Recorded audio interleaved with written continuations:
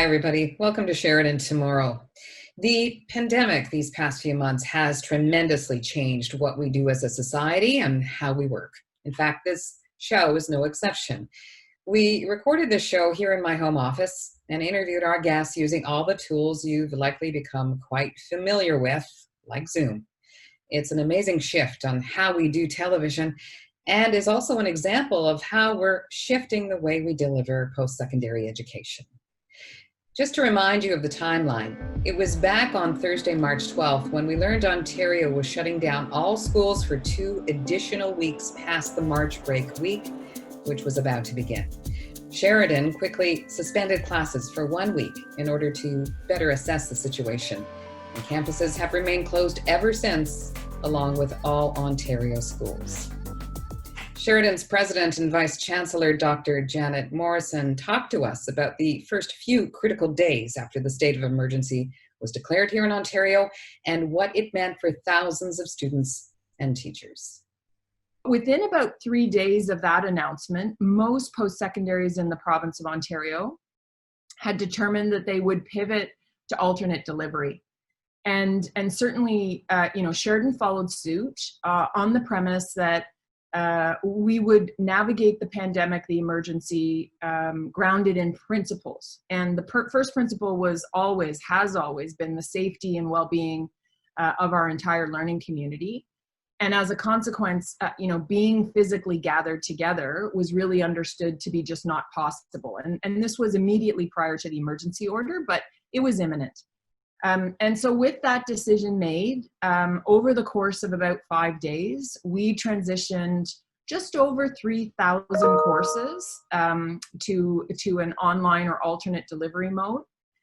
We also, over the course of, slightly longer, but not much, pivoted all of our support services. So within a relatively short period of time, all of our curriculum, so what we teach and how we teach it, reoriented to be delivered in safe ways given the new reality.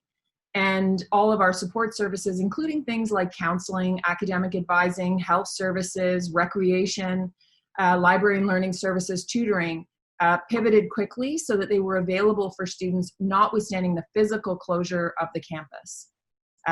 So that was really, the winter. Our commitment was to getting as many students through, understanding that the integrity of our program really rests on achieving learning outcomes. Dr. Morrison, what about the spring session? What did the college have to put into motion for those students? In this kind of state of uncertainty, as the emergency orders were not, they were issued, and then as they're extended, we need to be responsive. And so certainly looking at the spring summer term for us, early on, it seemed very likely that the emergency order would preclude social gatherings, akin to what a classroom would look like. And again, with the health and well-being of our community always at the fore, a determination was made that the entire term would be delivered through alternate means. We are just a few short weeks from the fall academic session. We're still in a state of emergency here in Ontario. No one's really certain what's going to happen by September. How is Sheridan dealing with that uncertainty? I'm very conscious of the appetite for certainty and stability. As we look forward to the fall, I'd note 2 things. So the first is that with safety and well-being always at the fore again, we are preparing to deliver in alternate formats. We also recognize, though, that the quality of the experience really matters to learners. It matters to parents. It matters to families, to coaches, mentors, champions of those learners. And so our commitment is to, as public health officials advise it's safe to do so, we will facilitate on-campus experiences because we know that those matter and that they're important to people.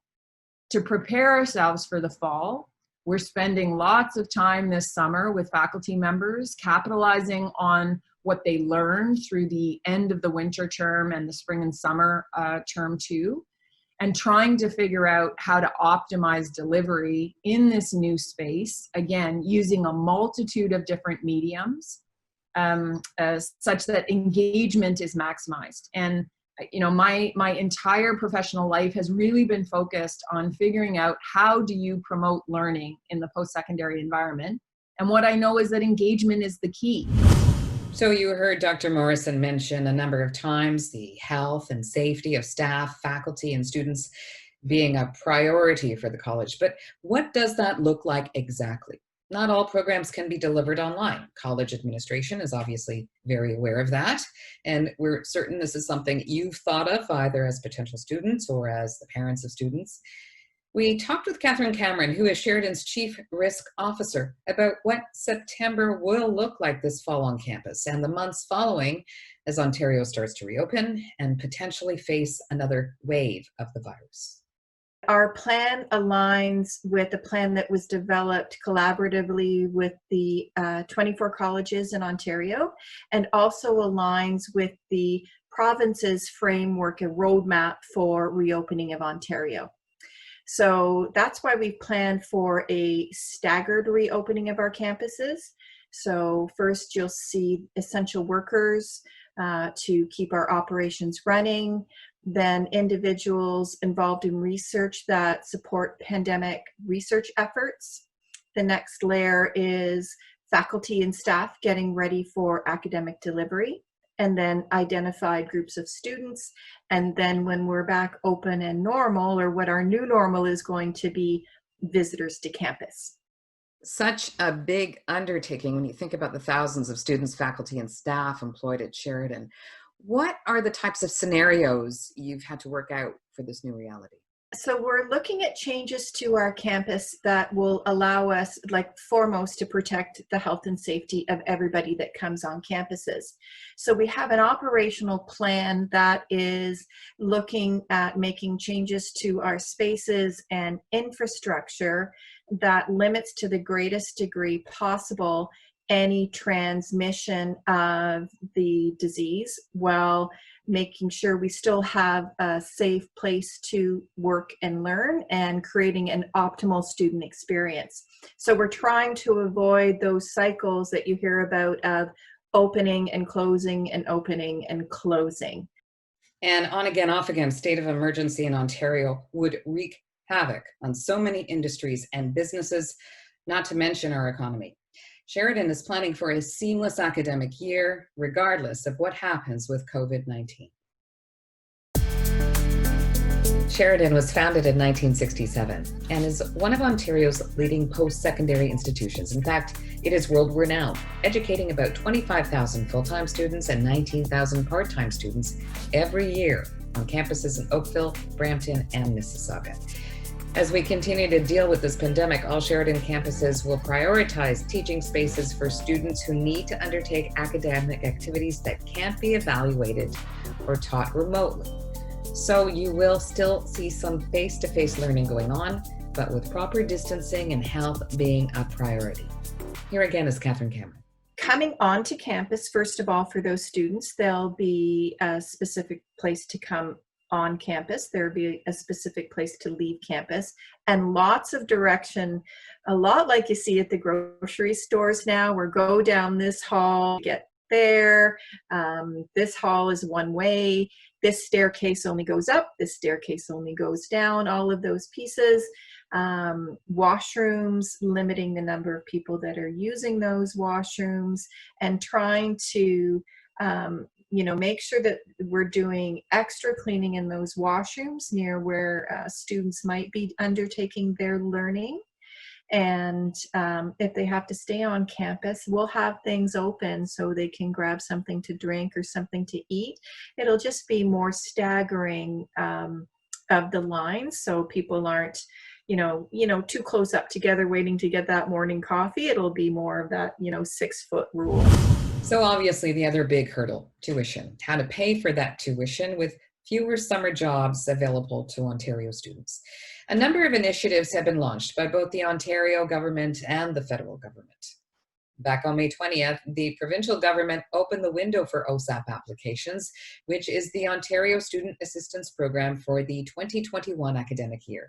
The link is now on your screen, where you can register and apply if you are a student in need. You may also be aware that back on April 22nd, the Trudeau government announced funding support for all Canadian students, something Oakville MP Anita Anand talked with us about.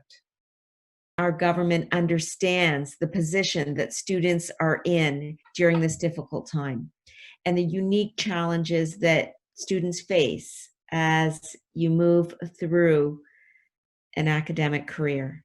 And that's exactly why we as a government have put in place $9 billion to help students and recent grads to get through the next few months.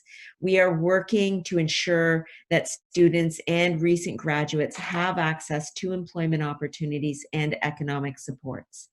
And that's what I wanted to emphasize the most, that I personally have been involved with the educational system. It means so much to me, and I am so proud that our government is standing behind a commitment to education as well. Minister Anand, how do students access those funds? We have a plan to help students and recent graduates, and this plan includes the Canada Emergency Student Benefit, which provides support to students and new graduates who are not eligible for the CERB or the Emergency Response Benefit. And this benefit for students provides $1,250 per month for eligible students, or $2,000 per month for eligible students with dependents or disabilities. It's available from May to August 2020. I understand how difficult and stressful this time is and how much uncertainty surrounds the decisions that you are making about your education. For example, is the program online? Is there in-person classes? How do we access the material? Will online teaching be as effective as in-person teaching? Those are issues that I know you are feeling and grappling with. I just want to encourage you to stick with your education. It is so important in the long term for education to be part of your life and all of our lives. It allows us as a society to continue to progress, and it allows you to see the beauty in the world in a different way, through the lens of education, through the lens of coming into contact with classmates and professors who are also committed to learning. The events of the last few weeks have, without question, turned the world upside down for all of us. But in the midst of it all, we are seeing monumental change and brave adaptation. The world of post-secondary education is no exception. More than ever, we need young people to embrace the change and help guide us to a better world and a better way of doing things. This wraps up our first edition of Sheridan Tomorrow. Next time, we'll introduce you to some of the people at Sheridan who are committed to providing students with the ultimate learning experience, regardless of these unusual times. I'm Shireen Mansour. Stay safe. Bye for now.